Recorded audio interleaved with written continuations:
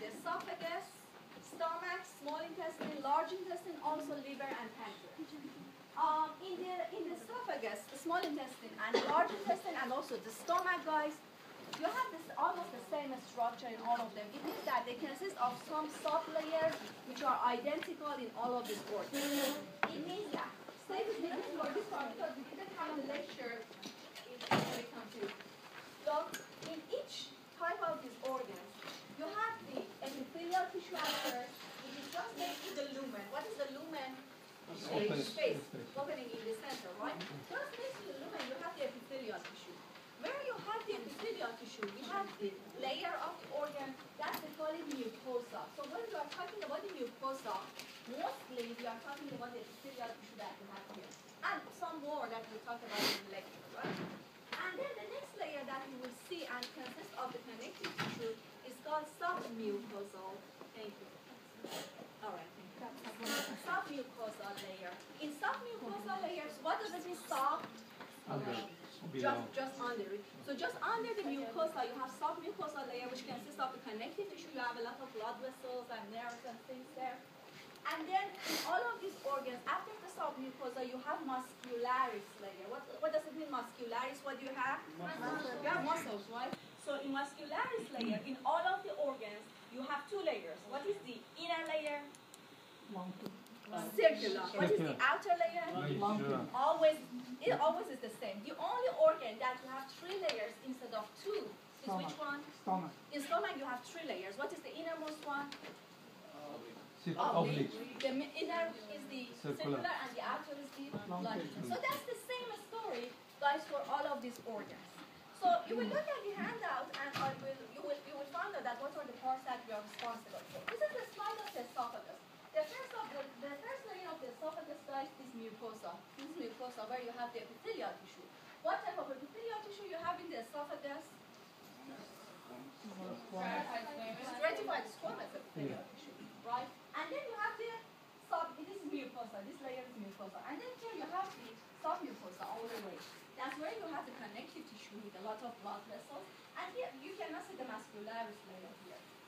This is another picture which shows you the epithelial tissue, the stratified squamous epithelial tissue, which makes a mucosa, and here under we have the submucosa.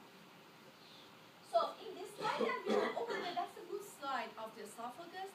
Make sure that you can find the epithelial tissue, which is the mucosa layer, submucosa, two layers of the muscularis, I mean the circular, which is inner, and the longitudinal, which is outer, and the serosa. Serosa in all of the organs, guys, is the outermost layer, which is the peritoneum.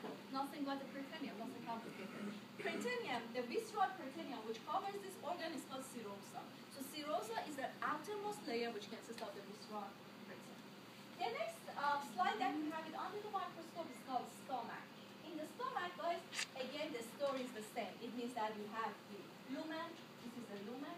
Just next to the lumen, this layer is called mucosa. All the way, we call it mucosa. In the mucosa, as you can see here, we have some glands. Can you see these glands? These glands are called gastric glands. And in the wall of the gastric glands, what type of the epithelial tissue you have? You know it from 142.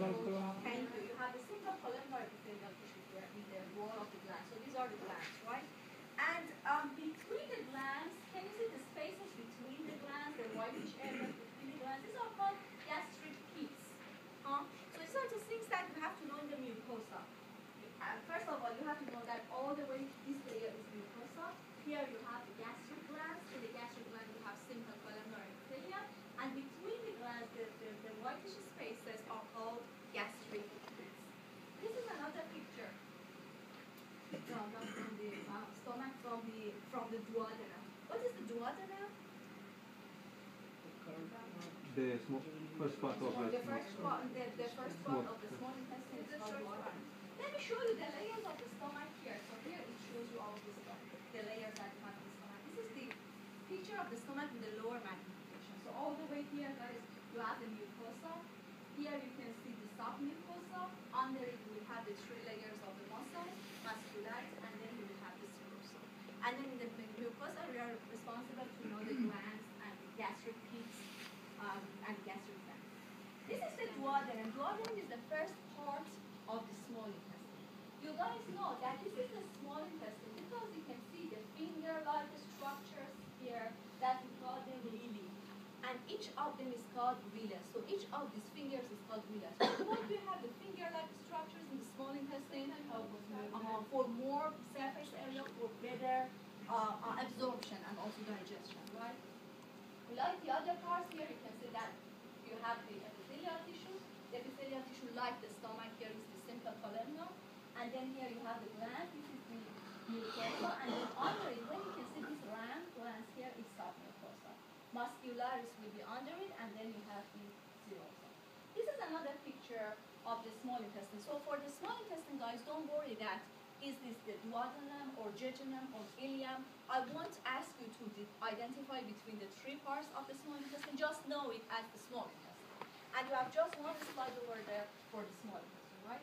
Again, you guys know that this is the small intestine because how do you know that this is the small intestine? Because you have the finger-like structures, right? And this is the mucosa, and then under it you have the submucosa, muscularis, and serosa. This is another picture again of the villus. So here is the big villus with a higher magnification. You can see that it consists of central columnar epithelium here, and then here you have the submucosa. This is the submucosa. The large intestine or the colon is this picture here.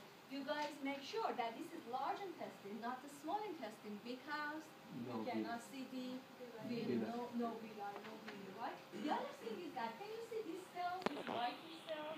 These cells are called goblet cells, and goblet cells are responsible for secretion of the mucus. In the large intestine, unlike the small intestine, you have a lot of these goblet cells.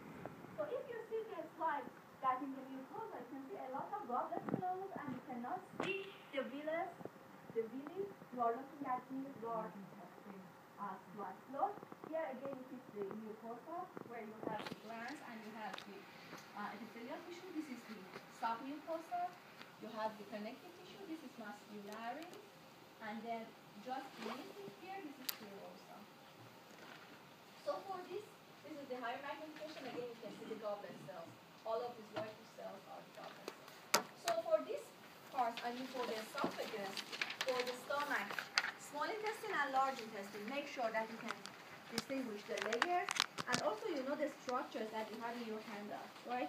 In your lab manual for the histology part, on page 578, you have this slide of the esophagus. So very clearly you can see the layers here. And also for the small intestine, you have it on page 579. It's figure 34.1. Again, here you can see the small intestine, right?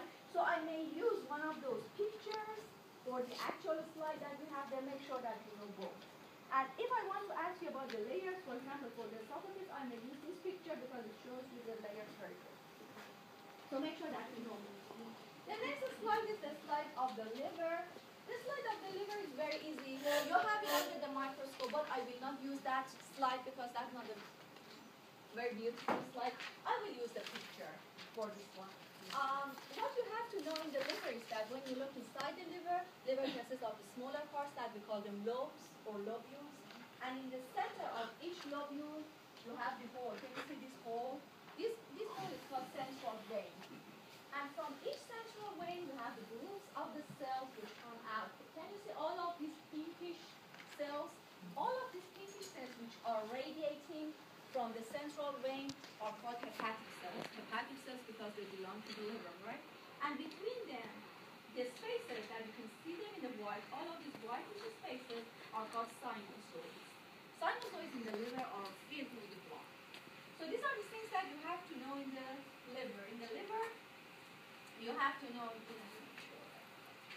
yes, you have to know the lobule. This is the whole thing is the lobule. You can see that the lobules are separated by each other by the borders that you can see here. In the center, you have central veins. All of those cells are hepatocytes, and the spaces between them are called sinusoids. There's another picture which shows you one lobule here, there's one lobule here, another one here, another one here.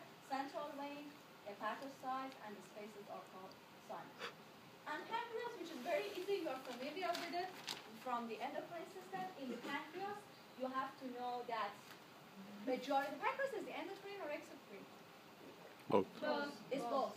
But majority of the pancreas is exocrine or endocrine? It's exocrine. So you have to know that these islets or islands that you have in the slide, and they are lighter, these are the pancreatic islands, they are the endocrine parts. All of these pinkish purple, purple parts that you can see here, these are called acini, and acini is the exocrine part. That's very easy. In the pancreas, you just have to know that the islet here is the pancreatic islet, and all of these cells here are called acini, which are the exocrine part of the pancreas. So that was the histology of the digestive system. You have all of those slides. When you look at the slide, on the slide you have the name of each organ. So for the test, make sure that number one, you can identify the organ.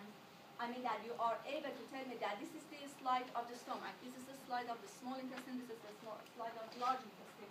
And then make sure that you can identify the layers, mucosa, submucosa, muscularis, and serous.